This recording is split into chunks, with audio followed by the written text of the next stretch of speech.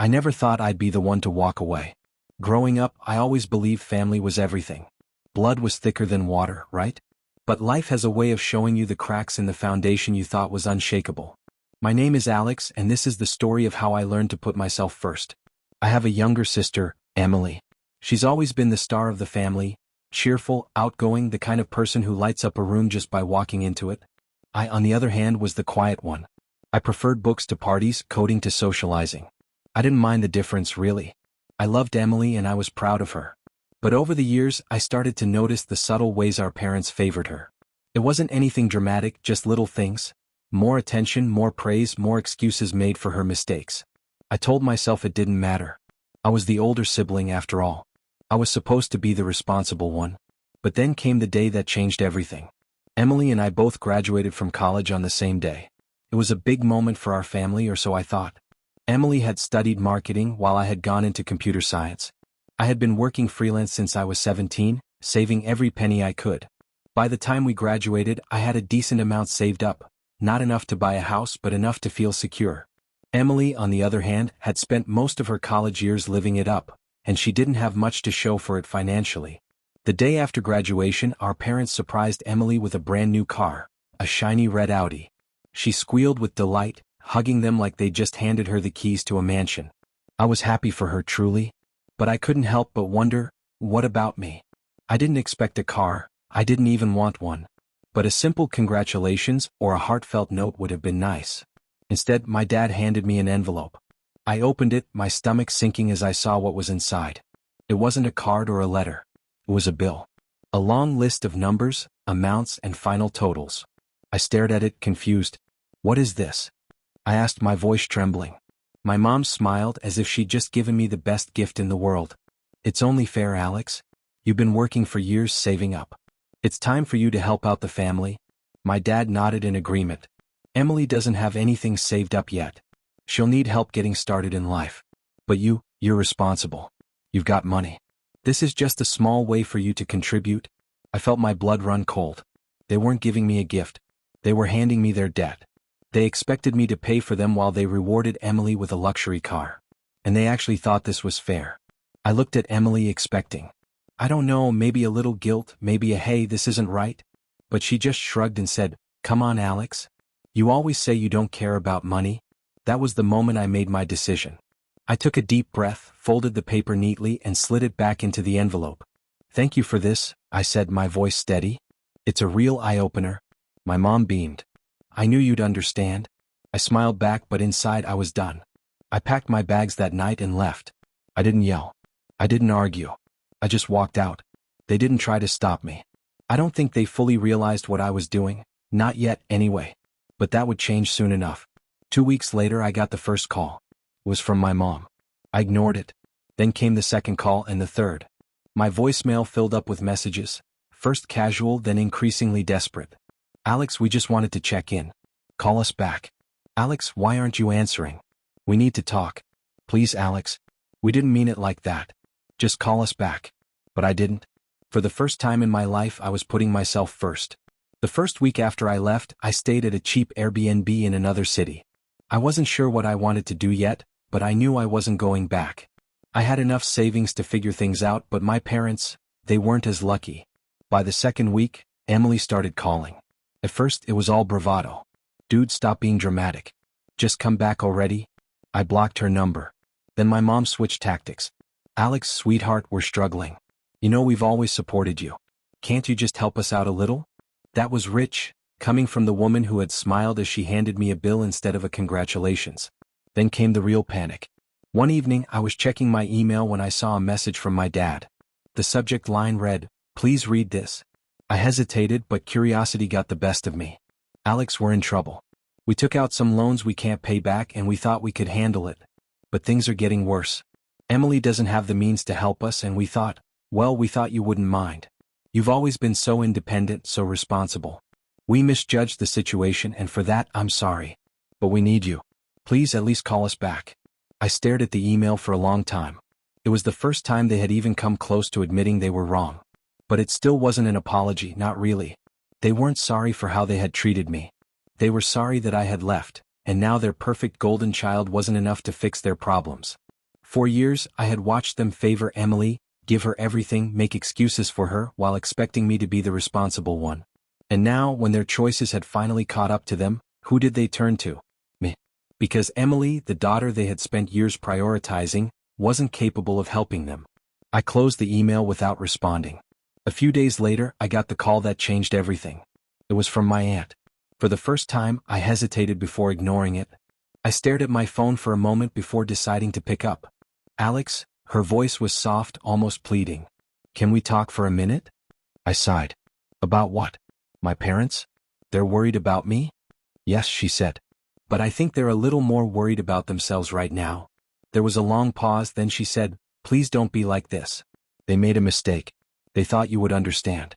They didn't mean for things to go this way. I could hear the desperation in her voice, but I wasn't backing down. Not now, not after everything that had happened. Why, Aunt Lisa? I asked, the question that had been swirling in my mind for days finally spilling out. Why did they buy Emily a car if they're struggling? If they're in debt, how is that even possible? How could they think that's okay? There was another long pause, then finally she spoke. But her voice was shaky. I don't know, Alex. They thought they could handle it. They always wanted to give Emily the best, and they figured it would be a good way to celebrate her graduation. They never imagined you'd leave over it. I felt the weight of her words, but it didn't change anything. My parents had always put Emily first, given her whatever she wanted, and now they had crossed a line that I couldn't ignore. And what about me? I asked, my voice bitter. What did I get for graduating? A bill. A bill for their debt. She was quiet for a moment. They didn't know how to show you they were proud of you, Alex. They thought you'd understand because you've always been the responsible one. But they were wrong. And they regret it. They really do. I shook my head even though she couldn't see me. It's not about that. It's about respect. It's about how they've treated me all these years, how they've always put Emily on a pedestal and expected me to take care of everything else. I could feel the anger rising, but I kept my voice steady. They didn't give me a car, an opportunity, or even a proper thank you for all the work I've done. Instead, they gave me their problems and now they want me to fix them. Aunt Lisa was silent for a long time. Alex, I think they're finally realizing they've messed up. They just don't know how to fix it. Please come home. Let them make it up to you. I wasn't sure if I could. The emotional toll was too heavy. But something inside me softened just a little. Maybe, I said. But they have to show me they're serious. This can't just be another excuse. If they really want to fix things, they need to prove it. Aunt Lisa sighed in relief. Thank you, Alex. I know this isn't easy. Before I could respond, she added, but there's something you should know. Emily called me too. She's been asking if you'll come back. She's not as indifferent as you think. I frowned. Really? She's actually concerned? Yes, she said quietly. But it's more than that. She's starting to see the bigger picture. She's starting to realize just how much you've done for the family and how much she's taken for granted. I didn't know what to think of that. Emily, the golden child, realizing her actions?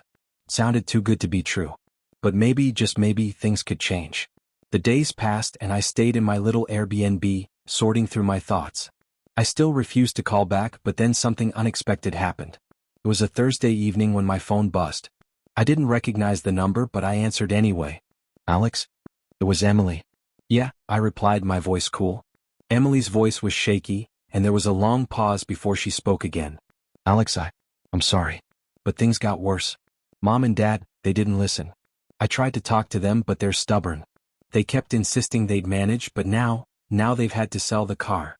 My heart sank, but a part of me couldn't help but feel vindicated. They sold the car?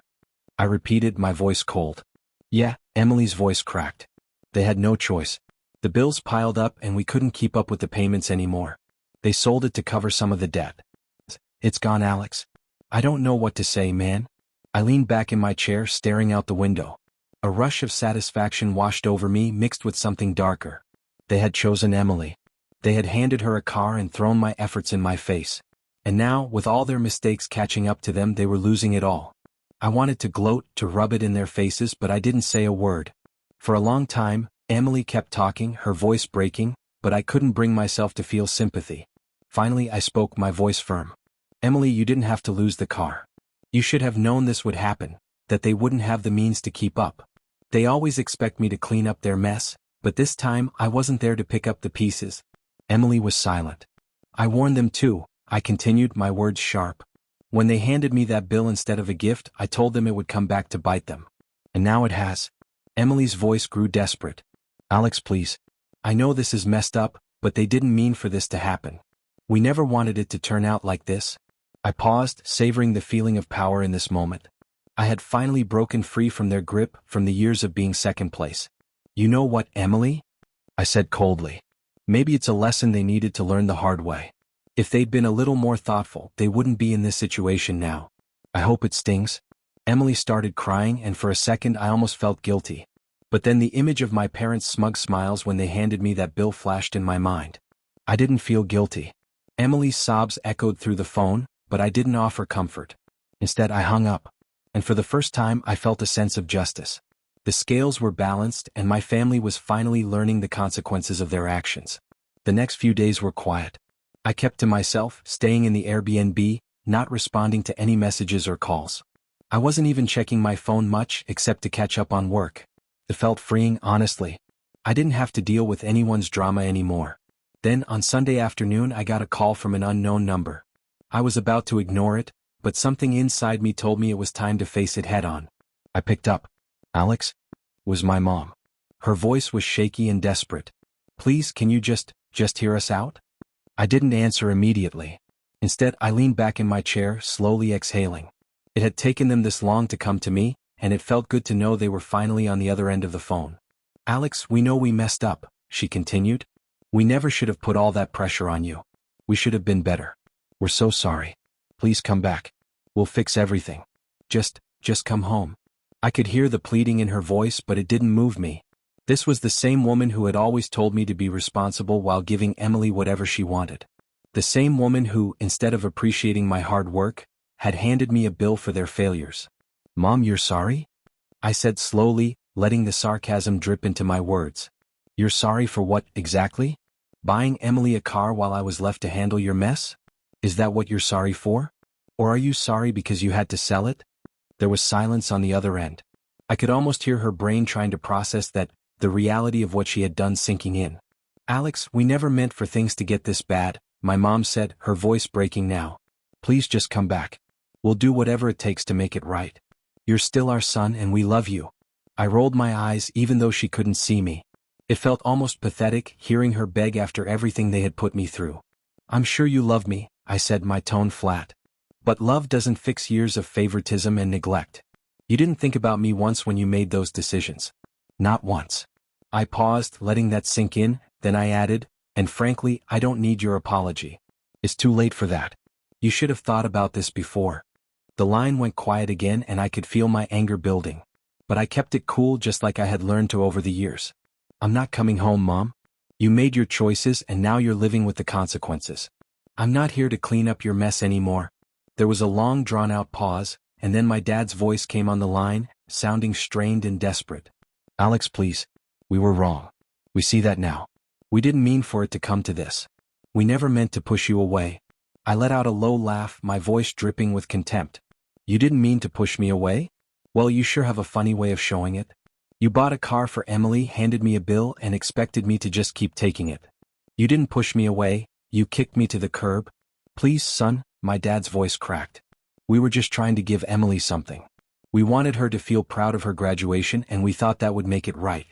But we've realized it wasn't worth it, not if it meant losing you. It almost felt like they were groveling now and the power was entirely in my hands. You're right about one thing, Dad, I said, my voice sharp. You lost me. And you're not getting me back just because you've suddenly realized your mistakes. I paused, letting the silence stretch out between us. I'm done here, I added coldly. So keep your apologies. Keep your guilt. And next time you want to celebrate someone, maybe think about who you're leaving in the dust. Without waiting for a response, I ended the call. I stared at my phone for a long time, the satisfaction of finally putting my foot down sinking in. They had taken me for granted for far too long, but now they knew what it felt like to lose me. Weeks passed after that phone call and I didn't hear from them again. The silence was almost louder than the chaos that had led up to that moment. I kept going about my life, working, enjoying the peace and freedom I'd fought so hard to create. Then one afternoon a package arrived. It was from my parents. I stared at it for a while, unsure of what it could be. The thought of them trying to contact me again made me hesitant, but curiosity won over. I opened the package. Inside was a simple letter, handwritten, the paper creased from being folded too many times. Alex, we don't expect you to forgive us. We know we hurt you and we've realized we've lost something far more important than a car or a gift we could never afford to give you. But we want you to know we're sorry and we'll always love you, even if you never come back. Please don't forget that. I read the letter twice, my eyes scanning over the words, feeling nothing. It wasn't enough. It wasn't even close. I threw the letter into the trash without a second thought, the satisfaction of not being swayed by their last-ditch effort settling in. I wasn't angry anymore. Just indifferent. As for Emily, I'd received a few more texts from her, apologizing for being caught in the middle. I ignored them too. She had chosen her side. She would have to live with the consequences of that choice. Life went on. I kept growing my business, kept moving forward with my plans.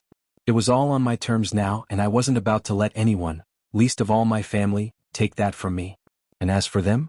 Well, they would always have their regrets. But at least I didn't have to carry the weight of theirs anymore.